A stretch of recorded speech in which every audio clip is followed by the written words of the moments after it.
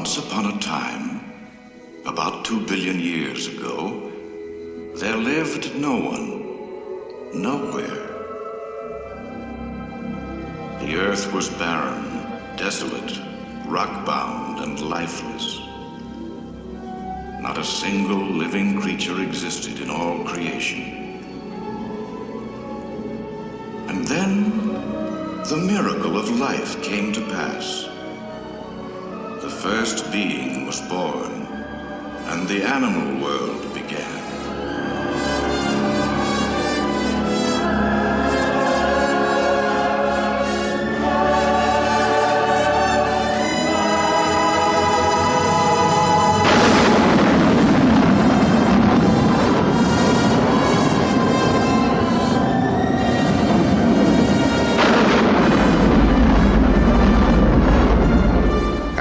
Said, "Let the waters bring forth abundantly the moving creature that hath life."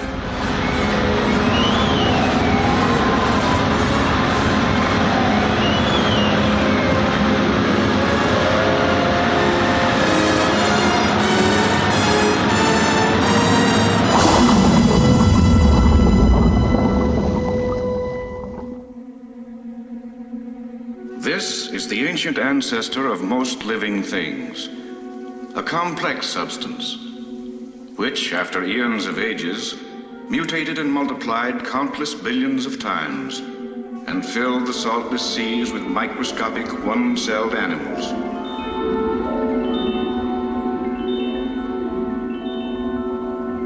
Here now, the miracle of life. These are paramecium. Simple, one-celled, microscopic, yet as definitively animals as are lions, elephants, or bears. A dainty creature of delicate design is the Stauromedusan, but as ferocious in its weird surroundings as would be a wounded tiger in the jungle. A pinpoint universe in a constant state of siege. Here, paramecium and rotifer do battle, where the Bible and science both agree, all of life had its beginning. These are pteropods, weird butterfly-like creatures that live near the surface of the water. They literally fly through the sea.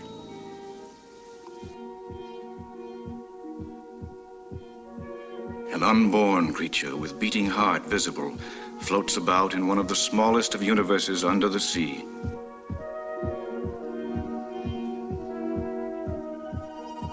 A billion years went by. The land was still dead. All life that existed still lived in the sea. And even then, the arrangement of boy and girl had been firmly established. Sea worms had already appeared, and these miniature snake-like creatures sought out and did battle with smaller and more defenseless prey. The tube worm probably was the inventor of do-it-yourself. He built a seaside resort of sand and water in which to hide from his many enemies.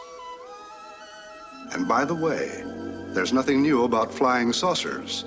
Even 500 million years ago, they were all the rage. But they filled the seas instead of the skies, and they were jellyfish. Parachutes were no less popular.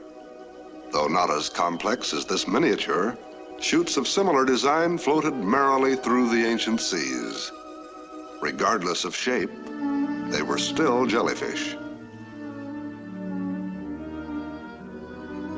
This is a cyanea, a weirdly beautiful species of underwater animal with its mouth located in the middle of its body. These pulsating tentacles serve for locomotion and also as a method to trap food. This flower-like creature is an ocean-going animal of misleading design. Beauty hides the carnivorous appetite of the sea anemone. Then, as now, everyone was hungry. 100 million years more went by, and still the earth was barren, but life in the seas thrived on. The headless clam was gifted with an educated foot to use for digging in search of food. Sometimes the sand was more stubborn than the clam. All through the ages, the clam lived in constant fear of the sea stars, just as this serpent star lives in constant fear of the deadly anemone. These creatures which stud the ocean floor have a simple slogan: don't eat us, we'll eat you. The starfish leads a busy life. The lady star is even busier. Giving birth to thousands of babies at one sitting would keep anyone busy. Yet this is normal procedure for the star. Here now one of nature's miracles. This serpent star is literally giving birth to more than 2,000 baby stars. Mother's interest in her young doesn't include babysitting for any length of time. About 10 minutes after birth, these babies are strictly on their own.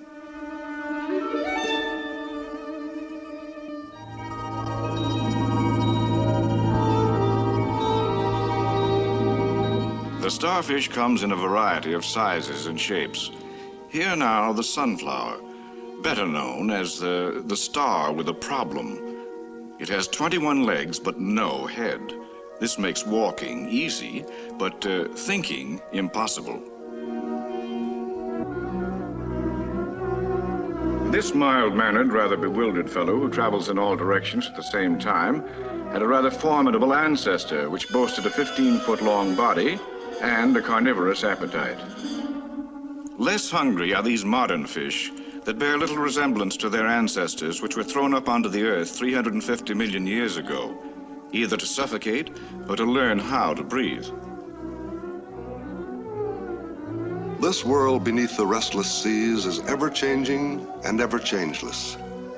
It's a world without sunshine or seasons of the year, and with secrets well kept since time began.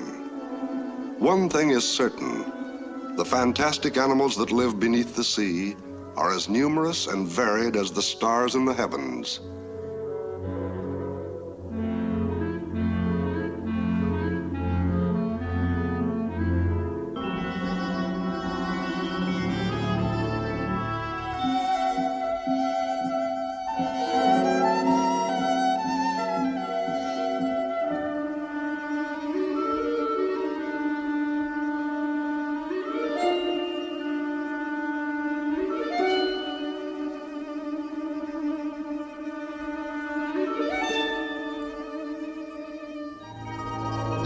The seahorse is among the most delightful of all watery creatures.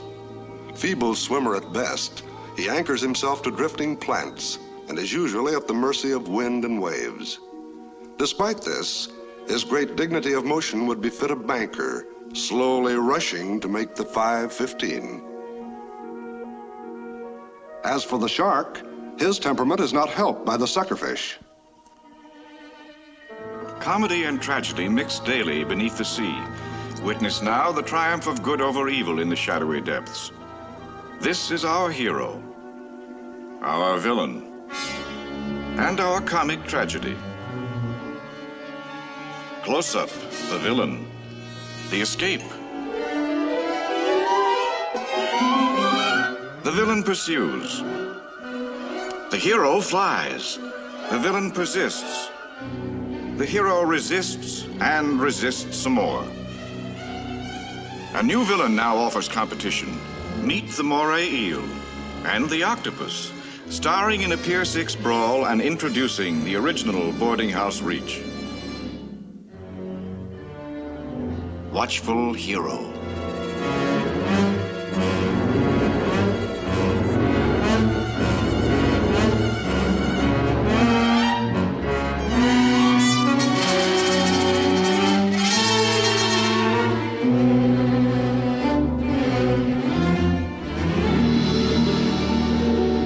The time has come, our little hero decides, to rid the neighborhood of noisy bullies. The do-it-yourself radio operator sends out an SOS announcing plans to chase the ruffians farther out to sea, and certainly out of the neighborhood. Onward, men.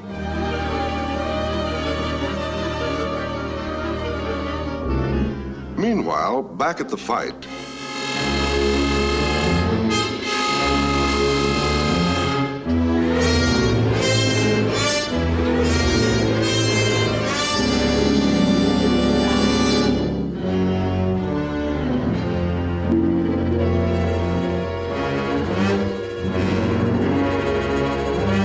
the vigilante committee is about to go into action. There's no escape for villains.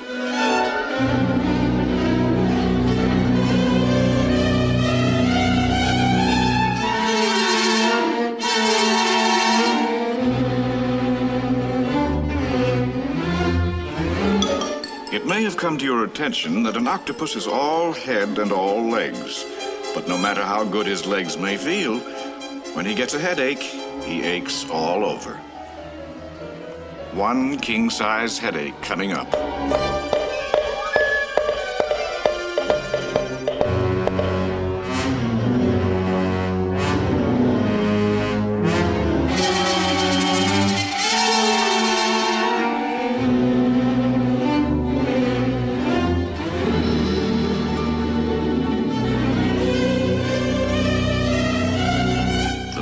Have fled, and peace reigns beneath the sea.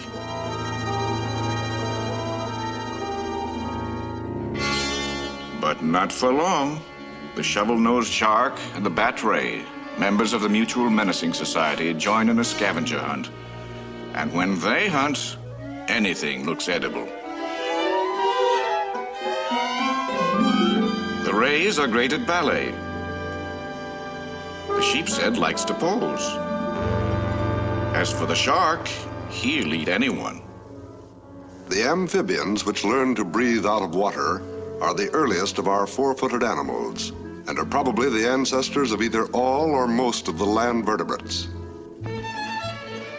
And so, after 1.5 billion barren years, life finally invaded the land. The housing problem apparently had no beginning and no end. Landlords were the same then as now. Pay the rent or out you go. Here's another item that has had no change. For some strange and peculiar reason, the female of the species has always been hungrier than the male. As the finned ancestor of the modern frog ventured onto the land, he branched into many forms. But as amphibians, their conquest of the land was never completed. Only the reptiles, descendants of the amphibians, truly conquered the land. From the bottom of the oceans they came, grew into strange creatures, dominated the sea, invaded the land, and became kings of the earth.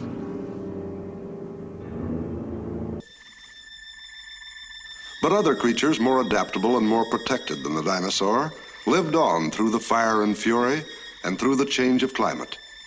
Among those that survived was the social order of termites. For crammed into these little beings is an instinct or mentality of almost frightening dimensions.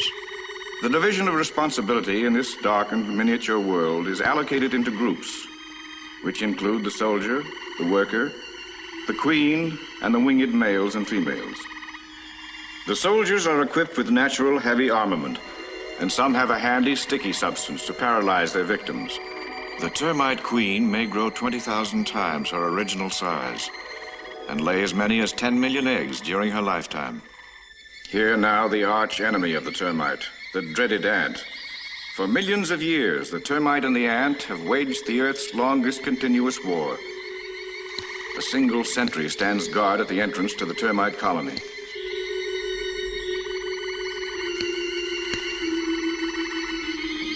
The termite sacrifice is in vain. The invasion is on.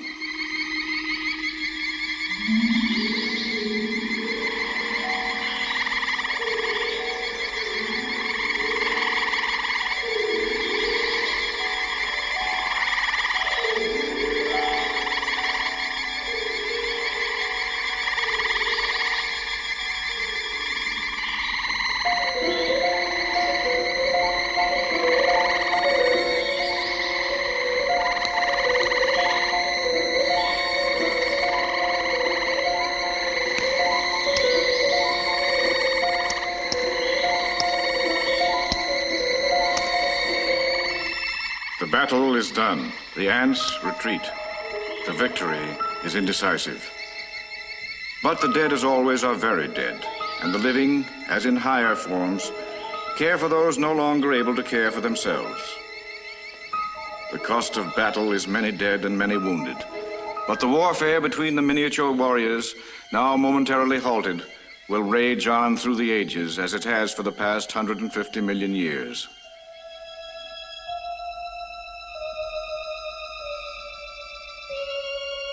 Down through eternity, the termite lookout will stand guard against the invasion of the hated ants.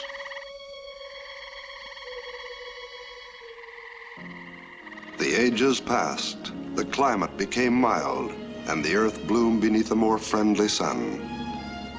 The flowers continued to blossom, and the land became an endless source of food supply. The lowly mammal, which had made a frightened appearance in the reign of the dinosaur, now reached full maturity and dominated the earth. For this was the golden age of mammals. Then the great winds and the cold rain of the north chilled the earth.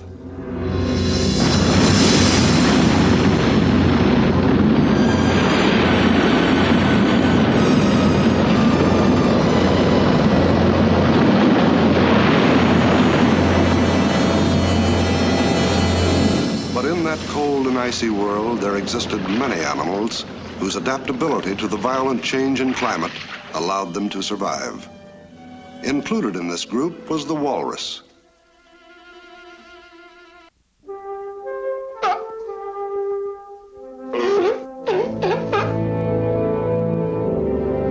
His great fur coat, his ability to exist on both land or water, and his simple diet helped him live through the Ice Age.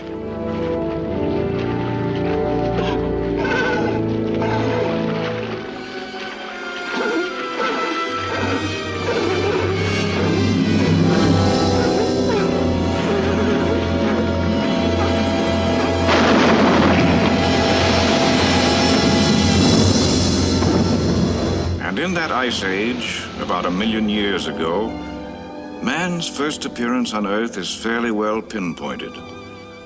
Where he first appeared is not too clear. Of science's first man, we know little or nothing at all. Of Adam, we know much. According to the Bible, he was the first man, and he was made of dust. Science is far less specific. It speaks of transitory periods, evolution and missing links lost in the shadows of antiquity. And we also know that the world's first villain was a snake. And the Lord God said unto the serpent, Because thou hast done this, thou art cursed above all cattle, and above every beast of the field. Upon thy belly shalt thou go, and dust shalt thou eat all the days of thy life. The mystery of the deification of animals by man is buried in antiquity. Sometime at some unspecified point in history, man bowed down in awe, reverence, or fright to an ancient animal and started a practice that continued through the corridors of time. And in the shadowy half-light in the world of superstitions, there are the 3 wise monkeys who speak no evil, hear no evil, and see no evil. There's the lucky black cat of ancient Egypt, and the infallible fairy tale charm of the rabbit's foot. These and other ancient superstitions have been passed down from father to son, along with the strange rituals performed before relics of animal gods. But the relationship between man and animal has also been less holy. It dates back to a contest of survival. And from the beginning, fortunately, man arrived better equipped than the beast. Man's conscience and the sharp focus of his eyes, his ability to reason, speak, and make himself understood, his free-moving hands and arms, and his opposable thumb, his capacity to build tools and weapons, and his faculty to walk erect on 2 solid arches. These are the gifts given man to raise him above the level of animals. Add to this his ability to imagine, remember, and record his acquired knowledge. This would be man, highest form to date of animal life. Life was fathered by the heavens, mothered by the earth, and cradled in the sea. As for age, we know that the animal world is 2 billion years old, give or take a couple of million. Varieties? Rather indefinite, but close to 1.5 million known species would be a safe guess. Some of them are beautiful. Others are less so. Sizes? They range from microscopic insignificance to monstrous proportions. And they most assuredly come in an endless assortment of the strangest of shapes, forms, and dimensions. And in a variety of colors: black, white, red,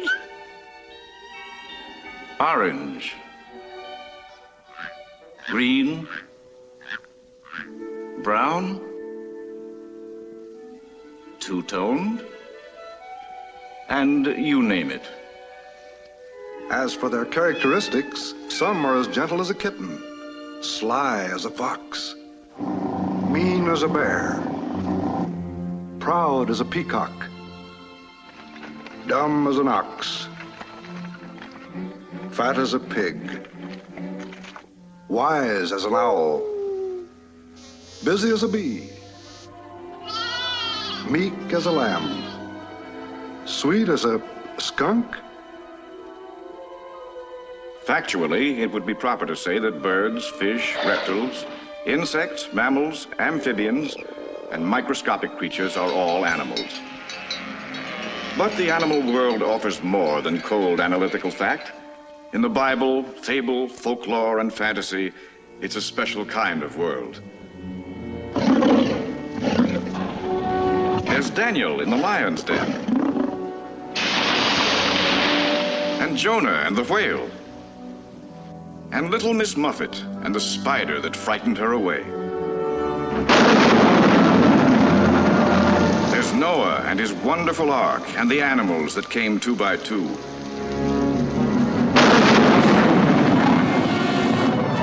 And St. George and the fiery dragon.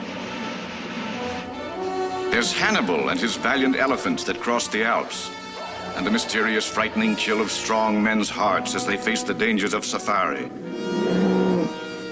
And mounted men riding through history, including Paul Revere and his horse that helped save a nation, and Alexander the Great, who conquered the world on a war horse.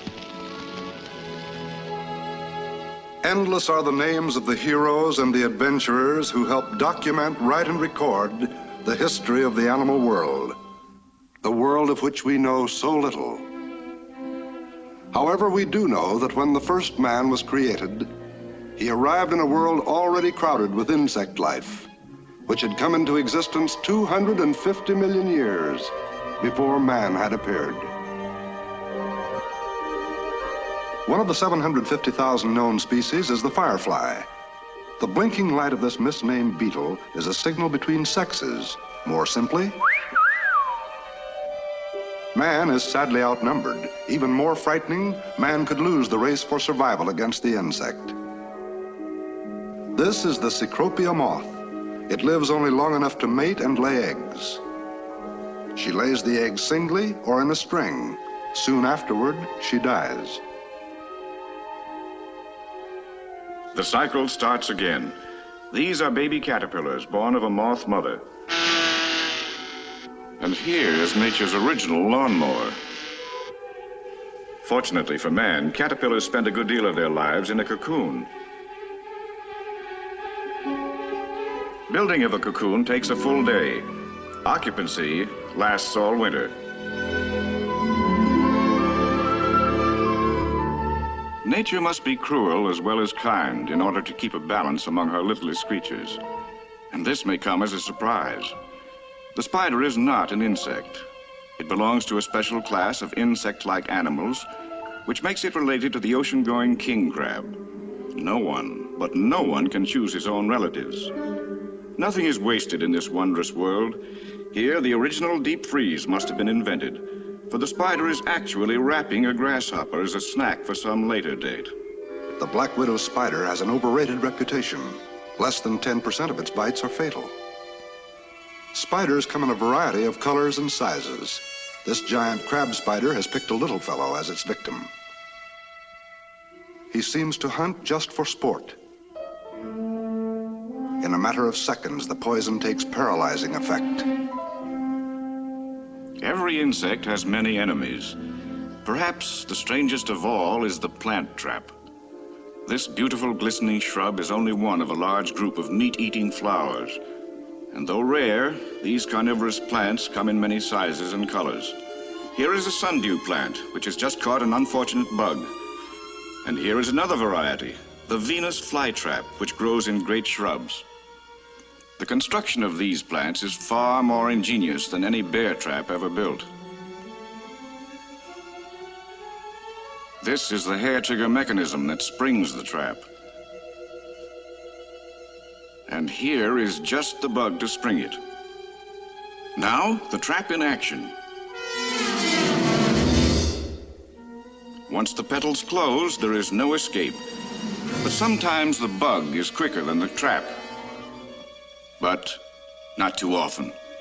It's a sad, wiser, but very dead bug that plays hide-and-go-seek with the trap. The very same curiosity that killed the cat is equally fatal to the bug. Sometimes the trap has trouble with a stubborn customer, like the Japanese beetle, who incidentally doesn't speak a word of English.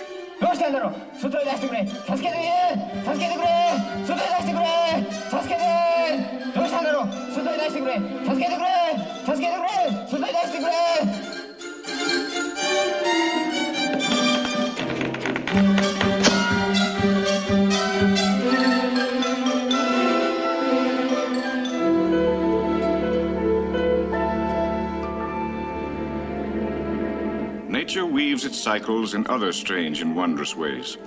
For example, the praying mantis is a hunter, a killer, yet a mother to hundreds of eggs.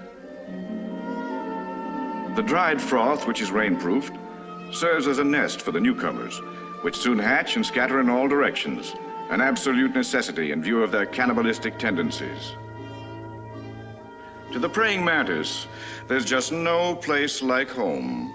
For home is the place where mantis eats mantis 3 times a day. The mantis enjoys an ill-gained reputation for piety. Her mistaken position of prayer is actually one she takes before attacking some innocent prey.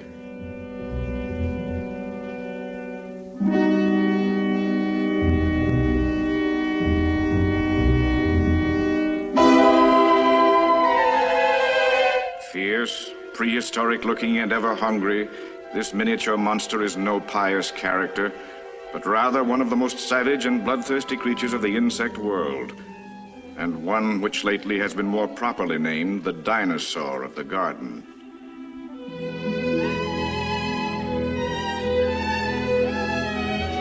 Here now the story of the bee, indispensable to man all through antiquity as the only source of sweetening known.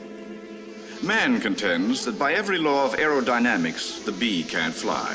The bee goes on loftily ignoring the law and continues to fly.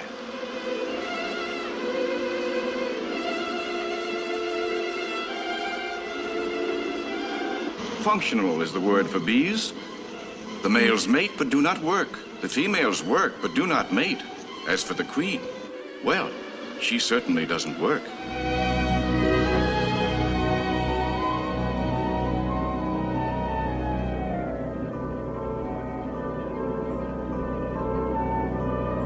Flying insects dominated the sky long before the creation of the first bird.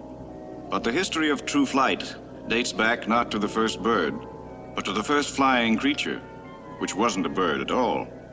Rhamphorhynchus, reptile with wings, 150 million years old. Pterodactyl, prehistoric flying creature, but still not a bird. This, then, is flight, as modern as tomorrow, as old as prehistoric times. Flamingos travel in flocks, sometimes numbering in the thousands. They feed on shellfish, so when the tide goes out, the table is set. Fish or fowl, babies are always hungry, but don't give a hoot who knows it. Table manners include proof that his beak holds more than his belly can.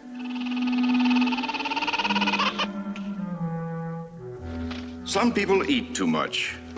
For example, no one should try to fly on a full stomach.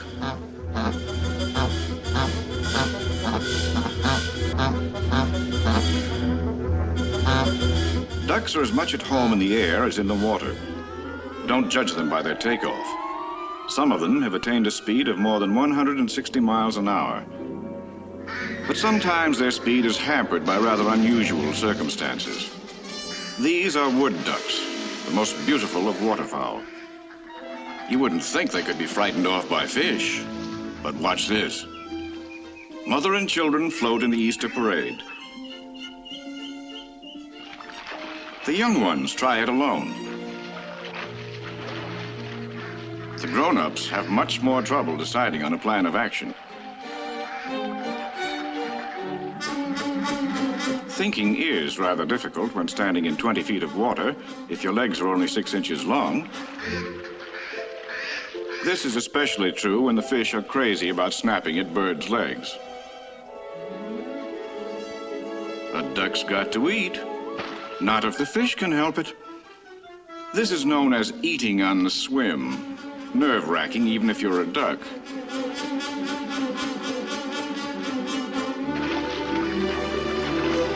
The competition now gets keener. The fish get bolder and begin to dream of roast duck for dinner.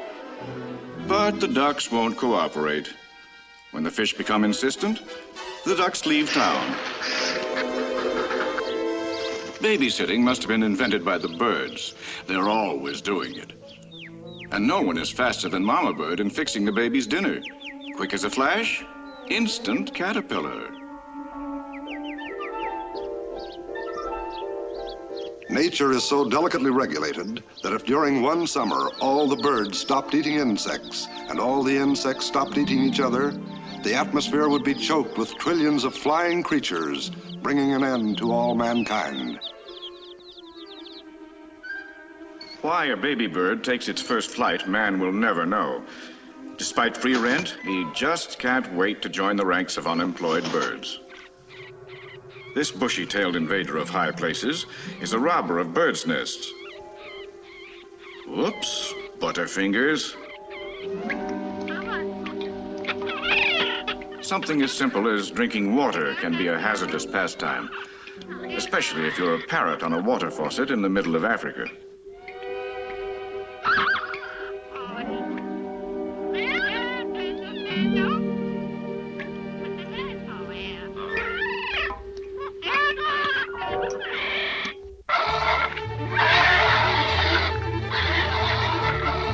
The turkey trot was all the craze when Mother was a girl. Craze is right. No sane turkey would be caught doing it.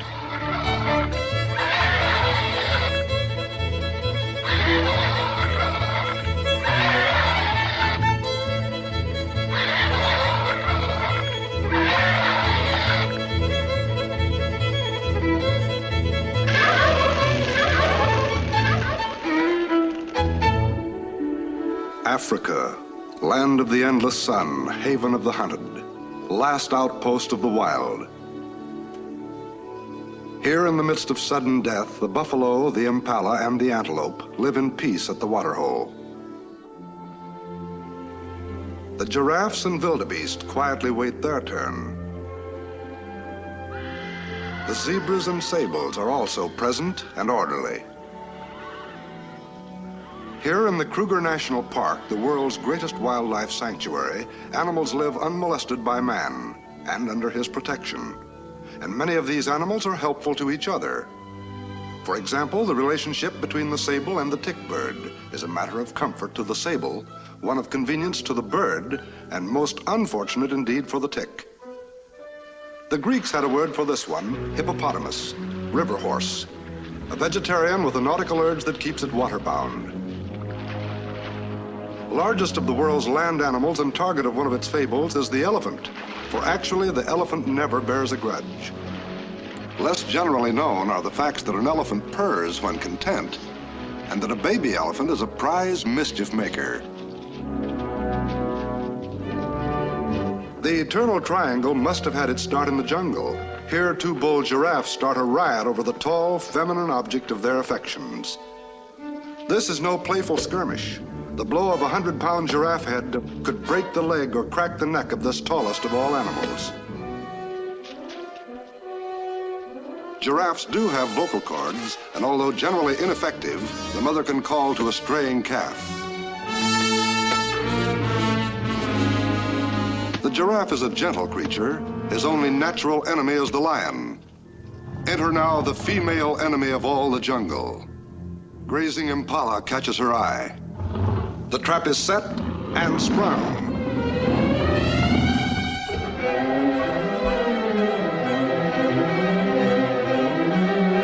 A charging lioness can travel faster than 40 miles an hour. An impala apparently travels faster. At least this one does. And to the silent applause of her family. But the lioness is not easily dissuaded. Failure only intensifies the hunt. She moves into the clearing, and her presence freezes with fright all the peaceful beasts gathered about the waterhole.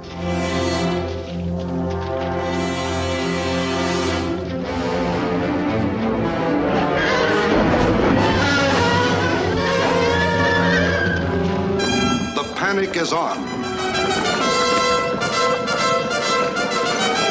The kill attracts other killers.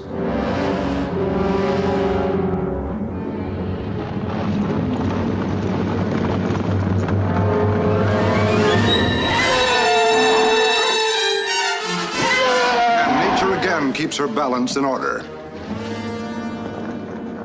Vultures, silent, high-flying scavengers of the jungle, wait their turn.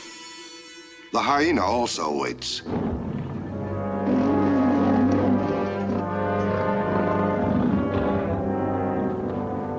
The dance of the vulture is not a pretty sight, but one which is repeated daily throughout the jungle.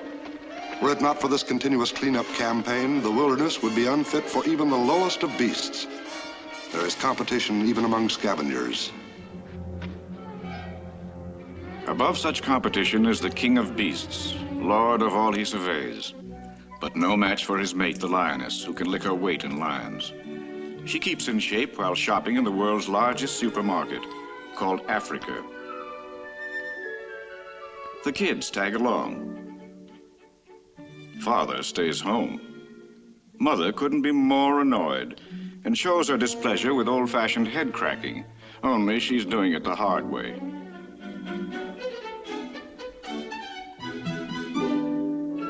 Sorry, lady, I was only kidding. Those motherly headlocks would give anyone a headache. And a kick in the head doesn't help either. You know, come to think of it, being a lion in the wilds of Africa is way overrated. Being a baby lion is even worse. Unless, of course, you're crazy about headaches or having your face licked. Thank goodness Mother's out of breath. Gives us time for kid stuff. Boy, this is the life. Uh-oh, I knew it couldn't last. Here we go again. Aspirin, anyone? The jungle has its lighter moments, and most of them are provided by the clowns of the wild, the monkeys. Now, monkey business is an occupation that should be reserved for monkeys. Unfortunately, man continually tries to prove he's a relative. And just as often, the monkey proves he's right.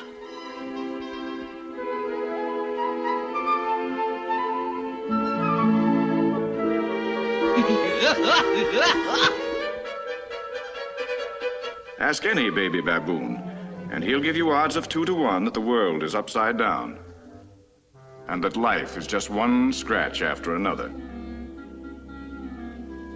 About the crocodile, I wouldn't want to be quoted, but they say he modeled for the original outboard motor.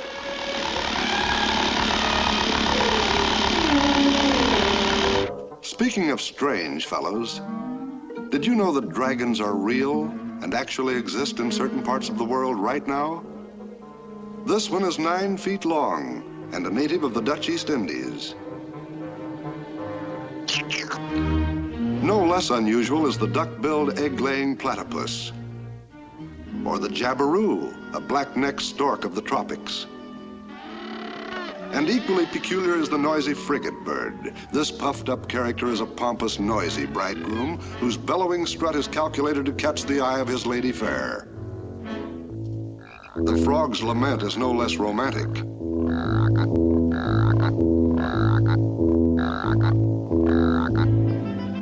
On the other hand, the koala bear of Australia holds a unique claim to fame. He never takes a drink of any kind. This teetotaler of delightful shape spends most of his time eating moisture-filled eucalyptus leaves.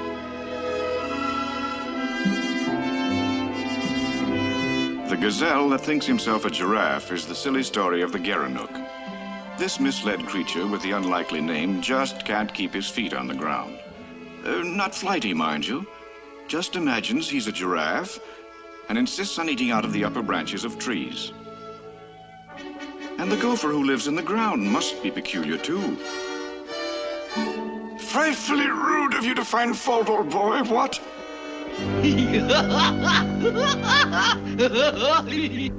The middle of Africa seems a most unlikely place for a lady's beauty parlor and mud bath. But here it is.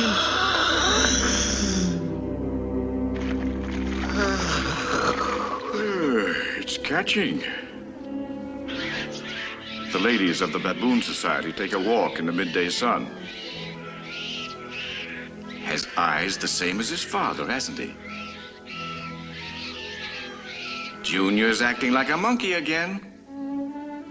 Meanwhile, back at the ranch, a hungry lioness climbs a tree to check the menu of the surrounding countryside. This girl is hungry and just crazy about monkeys. Let's get out of here.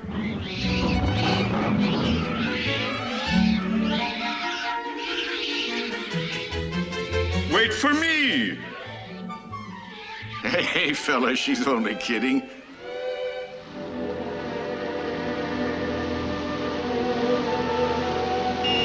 Now what? Talk about traffic hazards. Why don't you watch where you're going?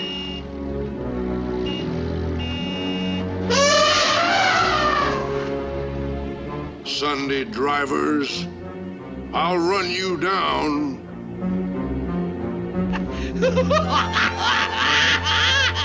Maybe you wouldn't think it was so funny if you knew that the favorite food in Cambodia was monkey stew. Or that roast elephant feet is a tasty dish in parts of India. And you had better not look so pleased. Camel burgers are all the rage in Arabia. Ever since the first man killed the first animal and found its meat good to eat and its fur warm to wear, the destiny of man and animal has been intertwined. This would be the well-dressed man in a world without animals from which to get raw materials. But fortunately, there are now more than 10 billion animals domesticated for the sole purpose of feeding and clothing man and supplying him with other byproducts.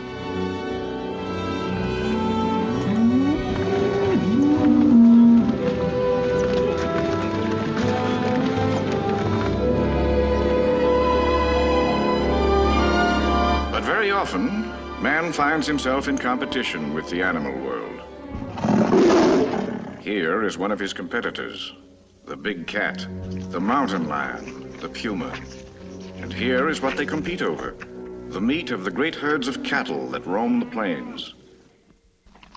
But man will brook no competition, and periodically, he sets out to destroy it. By nature, man is not equipped for the hunt.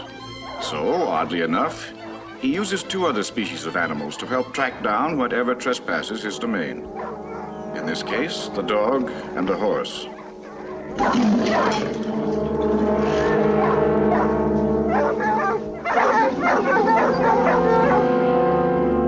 Despite man and horse, the puma makes good his escape.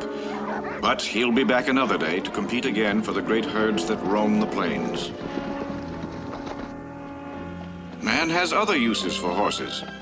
Bred to the sport of kings, this great mare is better cared for and trained than most people.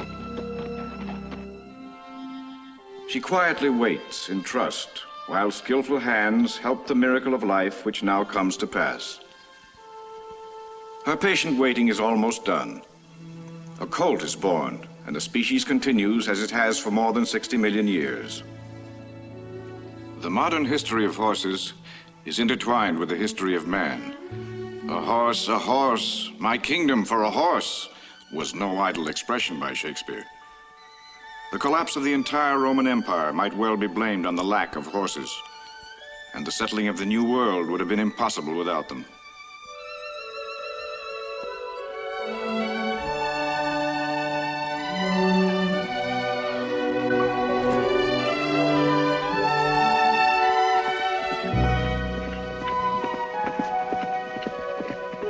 Man doesn't always hunt on horseback, nor does he always hunt in anger.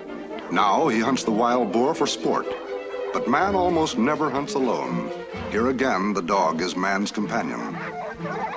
Even with help, man does not always win. Sometimes the animal world leads him a merry chase, and sometimes makes him look a little silly. For example, the rhino is a dangerous adversary. Dangerous enough, even though vegetarian, to make a man nervous enough to miss.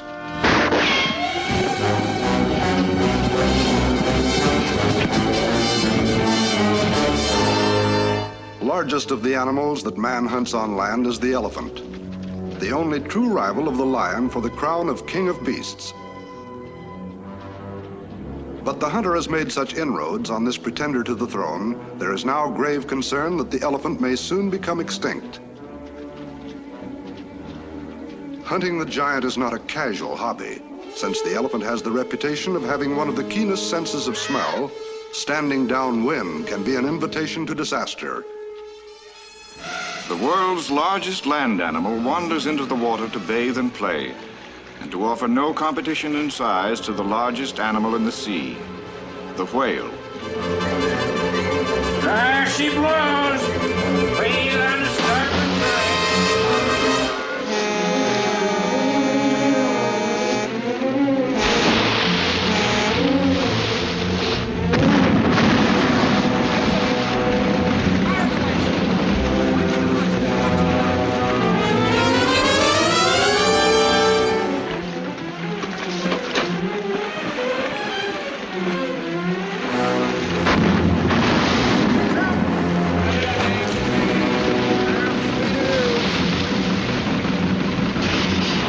This is the domain of the whale, inhabited by the mightiest of all creatures and trespassed upon by man.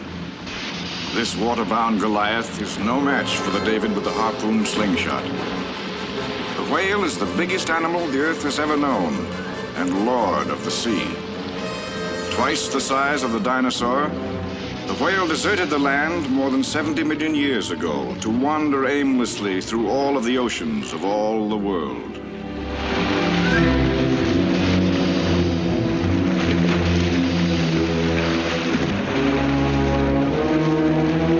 The spirit of Moby Dick still haunts the seven seas, hunted by man, but unmolested by the tiger that takes to the water only when tracking down his prey, the antelope.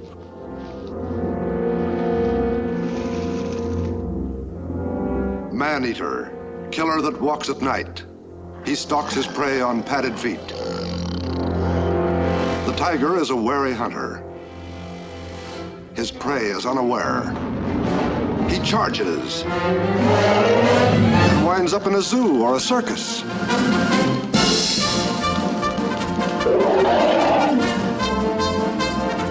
Among the oldest forms of entertainment, zoos and circuses have a colorful history that started thousands of years ago. And of course, animals of every kind and description have always held the center of the stage.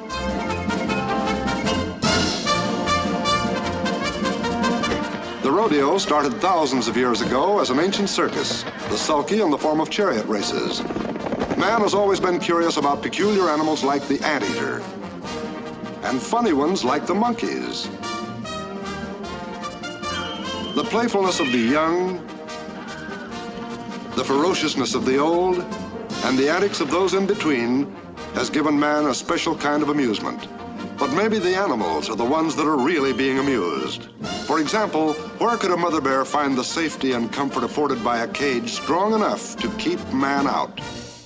In the early spring, the giant brown bears of Alaska desert their mountain dens for lush green valleys where the silver salmon runs upstream. No one handles fishing more leisurely than the great bear of the north. He passes the time of day with neighbors from the new cave development across the road.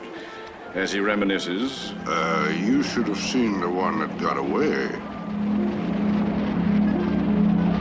Mama Bear, who's heard Papa's story before, 100 times or more before, is too busy with the cubs to hear it again. Once there were two of us. Twice there was one of us. Is you one of the two of us? Yeah. There's always a couple of these in every crowd. You know the kind. They're always doing something crazy, like standing on their heads in the middle of a freezing Alaskan stream. Bears do not inherit the ability to fish. They must be taught by their elders. Motherless cubs grow up to be poor fishermen. Bears eat berries, fruit, and small game, but their first choice is fish.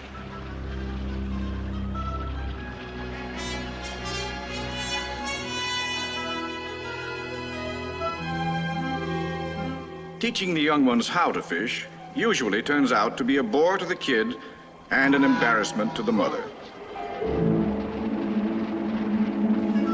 I can't even swim. How do you expect me to fish?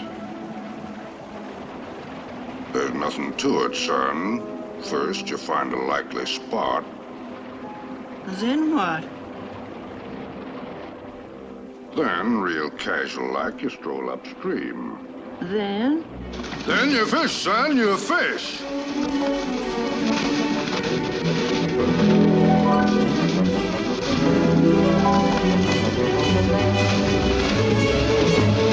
Oh, I see. Or do I? You go right on fishing, son, right on fishing.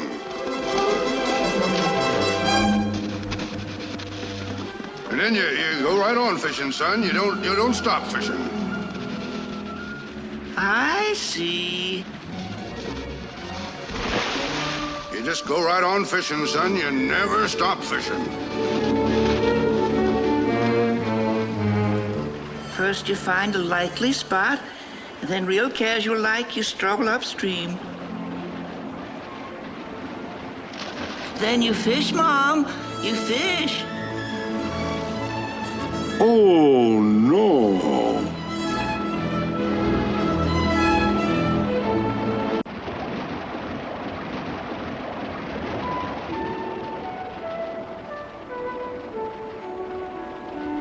Once upon a time, there lived another baby bear who was very fond of everything. And once upon a time, there lived a baby fawn who was very fond of everyone. Now one day, the baby bear decided to take a walk in the woods. And so did the fawn. And can you imagine? It turned out to be the very same day. And the very same woods. At first, the bear wasn't too sure how friendly he wanted to be. But that was only at first, because once upon a time, all animals were friends. Even the mountain lion was friendly.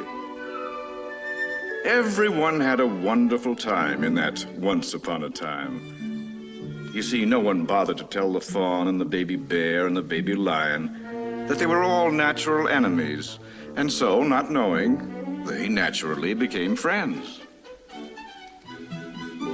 They played and had fun all through the day in the great woods.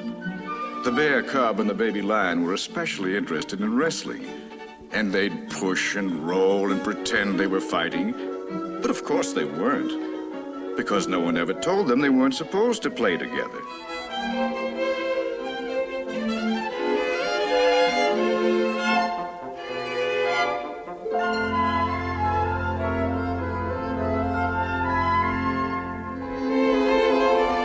Sometimes the little lady fawn was neglected by the bear and by the lion, but she really didn't mind. She loved to walk through the forest, unafraid and happy, in the land of once upon a time. And when the bear and the lion grew older, they still played together, because fortunately they never met anyone who told them they weren't supposed to. And fortunately, they never became quite wise enough to find out for themselves. But the little lady fawn had qualms about their friendship. And it all came about because one day she looked over her shoulder and she saw a most unusual scene in the valley below. There was a huge fellow, handsome chap, one of her own kind, a full-grown buck with enormous antlers. And there was another fellow equally as big, and all of the creatures of the forest stopped to watch. For this was to be a fight, something never before seen. There was a lady involved. There almost always is. And of course, there were spectators. Funny thing about this kind of fight, there's usually more noise than fight. Actually, the only danger involved is having their antlers interlock and not being able to separate. Sounds silly, but it does interfere with eating and sleeping.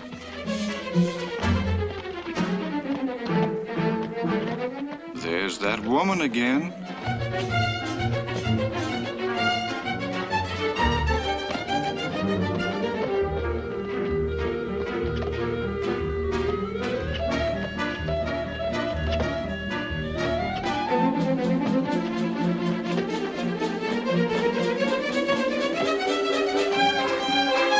As in all fights, the point is lost. In this one, both fighters lose the lady who runs away. My, what's that commotion below? What's going on down there? It's no one but us squirrels, boss, tending to business and preparing food for the winter. What commotion you talking about up there? He doesn't mean you, silly. He means those fighting deer that live next door. Talk. Why don't you all stop gossiping and keep an eye open for the fox? Good idea. It certainly was a good idea. When two red foxes and family live this close to squirrels, somebody had better watch out. You see, the little foxes get awfully hungry, and a squirrel just isn't safe, especially when Papa Fox is babysitting. For every smart little squirrel should know that's exactly the time Mama Fox is out shopping, and usually shopping for little squirrels. Like this one, or this one, or this one. Mama has a hungry family, but our little hero has no intention of feeding them.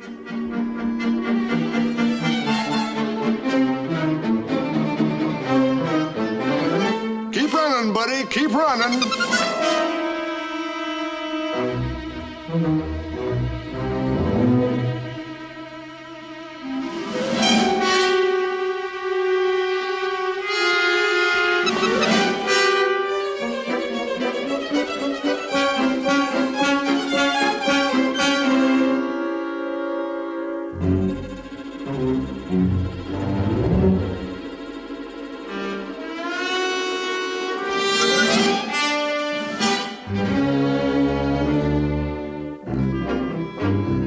Don't let him get you dizzy, Bob.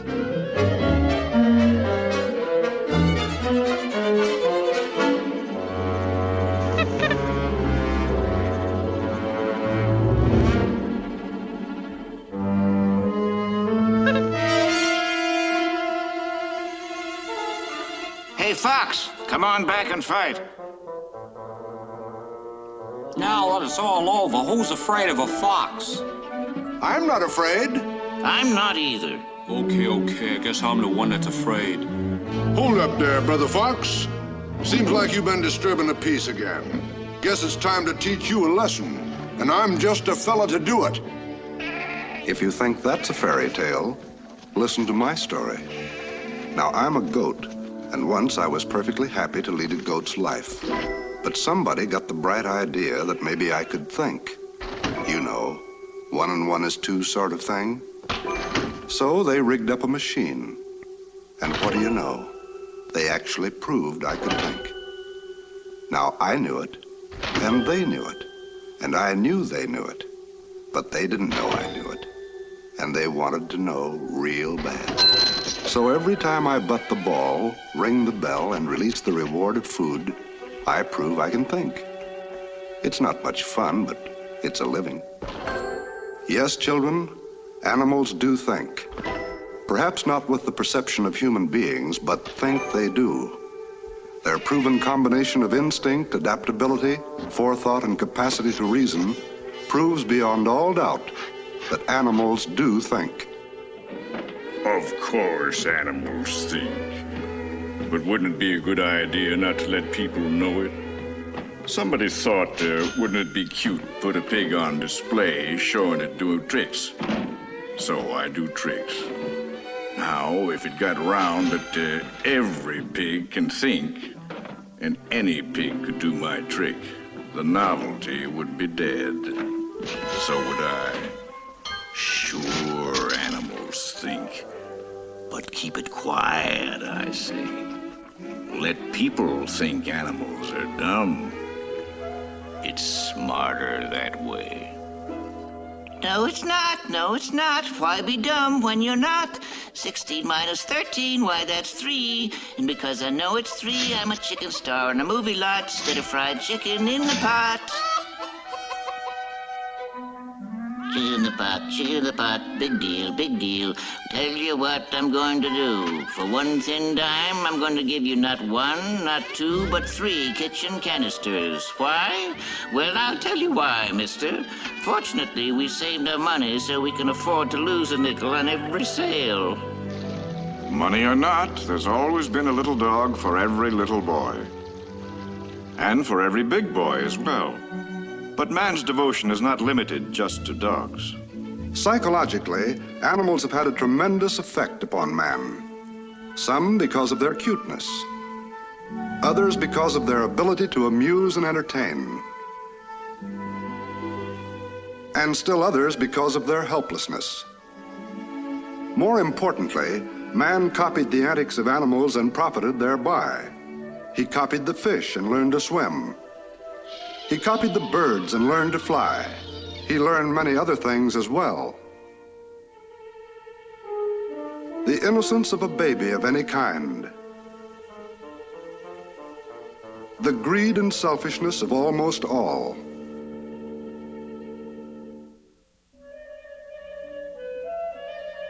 And from the animal, man learned to hunt.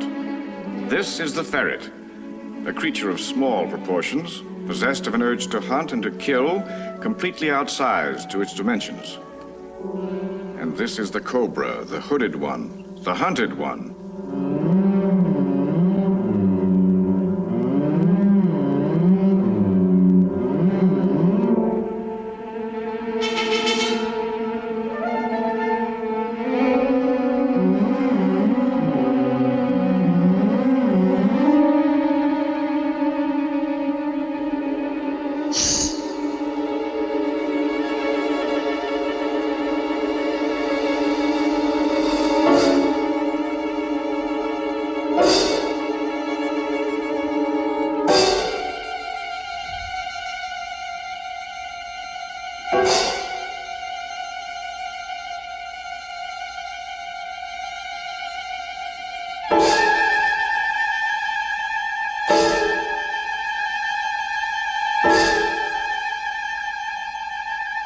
A ferret will best a snake more times than not.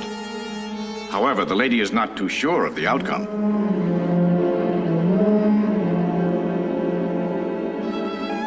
She's certainly not in favor of the hunt and wants no part of it. The desert is called home by many members of the animal world. And among these is the kangaroo rat. As might be suspected, the little fellow is neither a kangaroo nor a rat. Actually, this playful jumping jack is a mouse with a delightful sense of humor and an argumentative nature.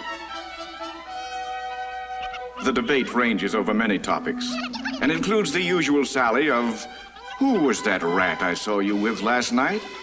And, "That was no rat, that was my wife." The debate is interrupted by a fellow who can't win friends nor influence people, but can frighten the devil out of kangaroo rats. The Gila monster is the ancient poisonous enemy of this misnamed mouse. Nothing personal, you understand, just the survival of the fattest.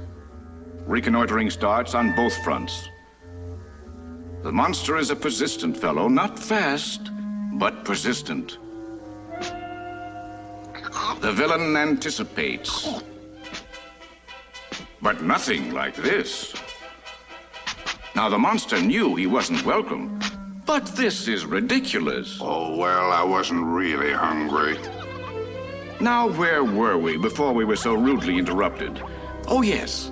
Who was that rat I saw you with last night? That was no rat. That was me, you rat.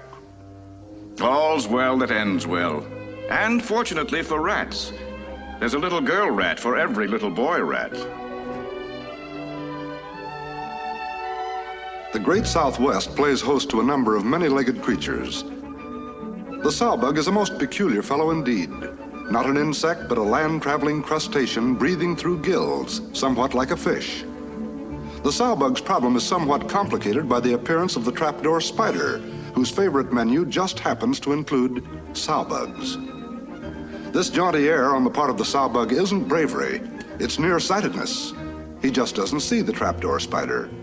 But the spider sees him. And now this villain starts to spin his diabolical scheme. Or how the trapdoor spider set a trap to trap a sowbug.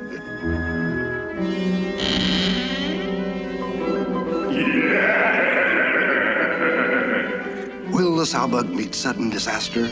Will some miracle save our little hero? Listen now to our drama.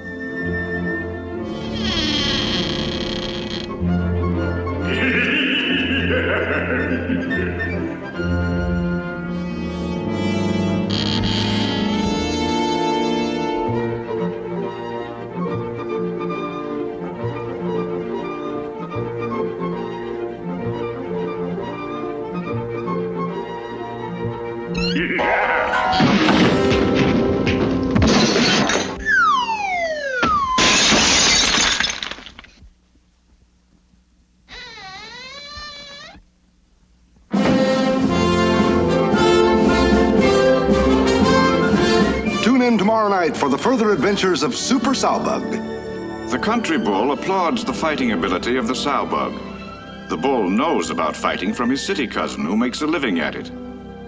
Portrait of a city cousin.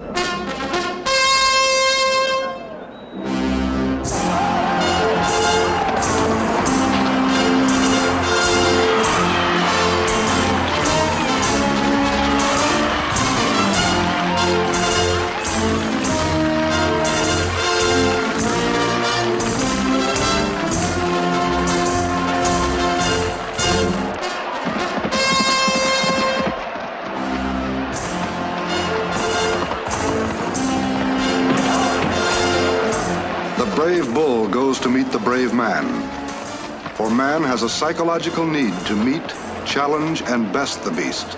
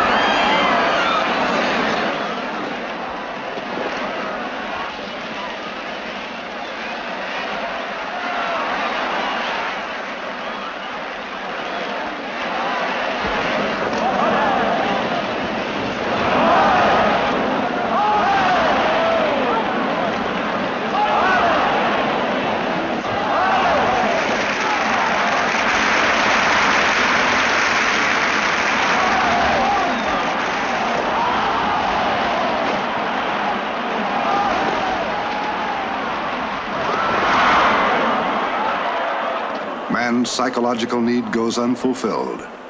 He has met, challenged, and fought, but lost to the beast.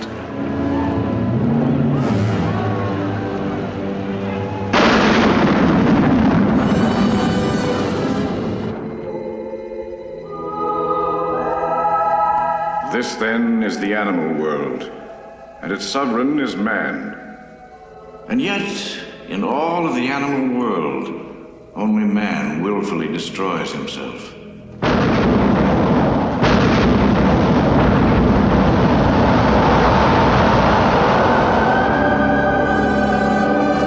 But God also gave man a soul to help him recognize right from wrong. The reign of man over the animal world is perhaps really just beginning, and hopefully, this is not the end.